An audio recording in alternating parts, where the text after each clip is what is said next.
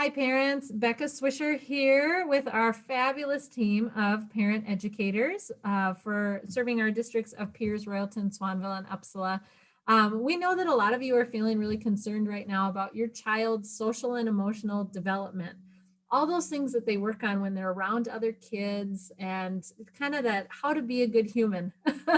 And so we wanted to just bring you a few ideas of ways that you can continue to develop that skill in them while you might be stuck at home. And even after COVID is in the fading sunset of the past, these will still be good ideas that you can try at home. So I will toss it over to Ann Marshall to start us off. Hello, parents. So being at home, it has given us a lot of opportunity to spend more time with our children, right? And at times we can feel overwhelmed and they may feel like they're overwhelmed too, right? And we want to get out and get our social and emotional needs met. But really, a lot of times we are doing those things at home. And I just wanted to reinforce that, and our great group of parent educators will reinforce that too. So one of the things is just to love on your kiddo, showing that affection to them, hug them, cuddle them, read with them. As you're reading, discuss what's happening with the characters in the story and what they're thinking, how they're feeling, and then relate it back to them.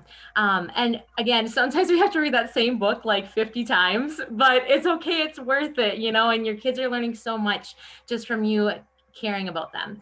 Another thing would be just to encourage your child to just try new things and just give them appreciation when they do that. So for example, I know picky eating can be a big thing. So maybe make it into a game like, hey, we're gonna try new foods and we're gonna see how many colors of the rainbow we can eat today. And then really praise them if they do that. So when we can make things into games, we're teaching them skills that way too. Hi, I'm Jenny Szabowski, and I teach parent ed in fourth grade in Pierce, and I'm a mom of 5. I like how Anne talked about the bedtime, loving up on our kids, and that really quality physical touch that sometimes they need in a little back rub or a shoulder rub. Um, Beyond that, sometimes we think we are failing at a time like this when it's lonely or they're not going to preschool or we're not getting them anywhere. And we think, oh my, I'm not getting my kids any social interaction. But really, in actuality, the very simplest things you're doing at home are probably the most important, like giving them quality time, 5 or 10 minutes, one-on-one time.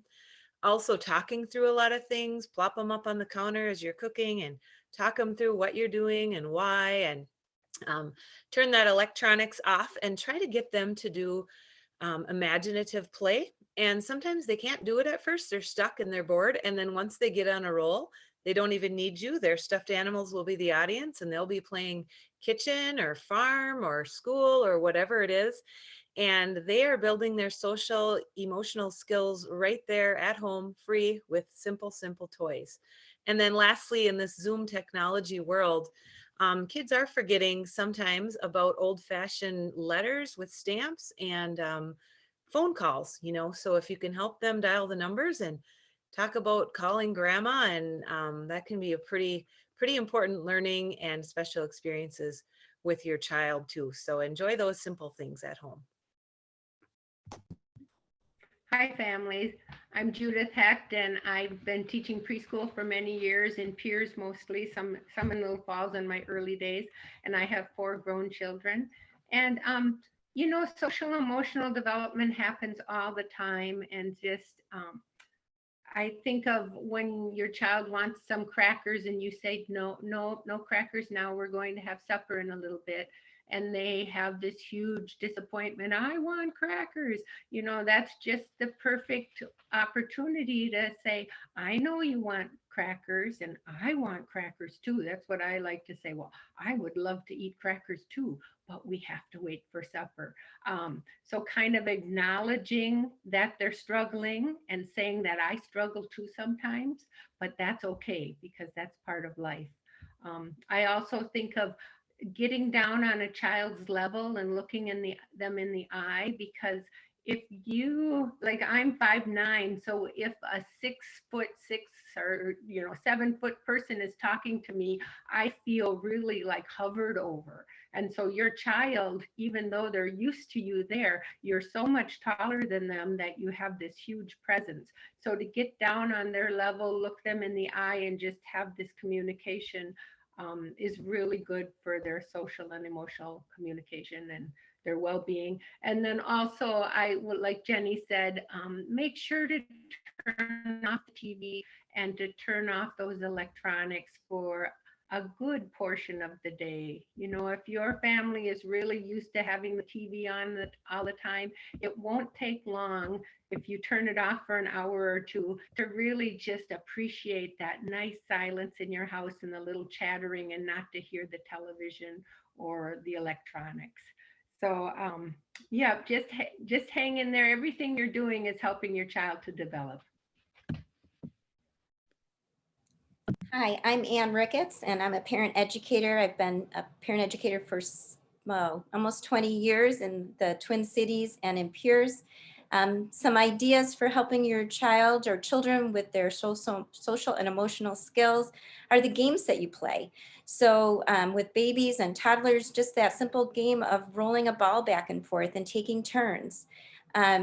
For some of those preschoolers, self-control. If you think about the freeze dance that we used to do, or that we do in school, shows self-control when they have to stop and freeze. Or games like Simon Says or Red Light, Green Light. I think Jenny mentioned dress up and make believe, those kinds of dramatic play games. And then helping children calm by using bubbles. Who doesn't love bubbles?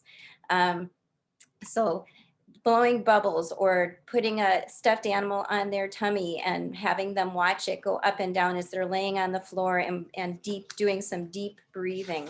And then reading books. I think somebody else has said that already, but talk about those characters in the books and the emotions that the characters in the books are having.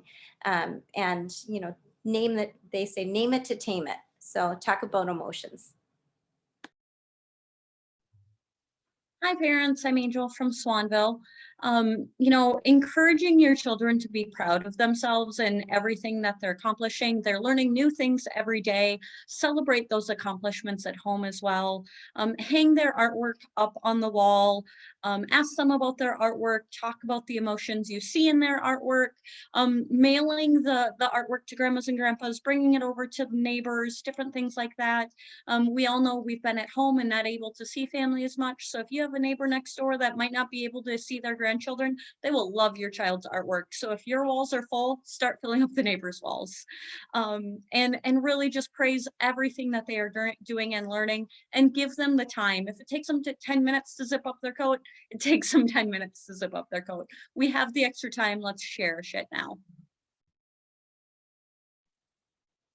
Hi parents, my name is Mary Kenna. I'm a parent educator in Royalton. I've been out there the last couple of years. I've also been a classroom teacher, grades pre-K through 12. I have 2 adult children, girls of my own. One thing that I really want you to give you permission to just let the kids play. Let them drag out all their dolls, and or maybe they have action figures. Let them use their imagination and do some role playing. This gives them a good opportunity to take care of somebody else, whether they're at the post office or the grocery store, or playing a doctor or a nurse or a mommy or a daddy. And along with that, I just wanted to take off what Judith said as far as have a conversation with them. Talk to them about, how does their baby feel? What is their baby's name? And you are going to learn a lot about what they're thinking in their own mind about what is really happening right now. But get down on their level and have an honest conversation about what they're thinking and feeling, and what their friends are thinking and feeling that are there in the room with them.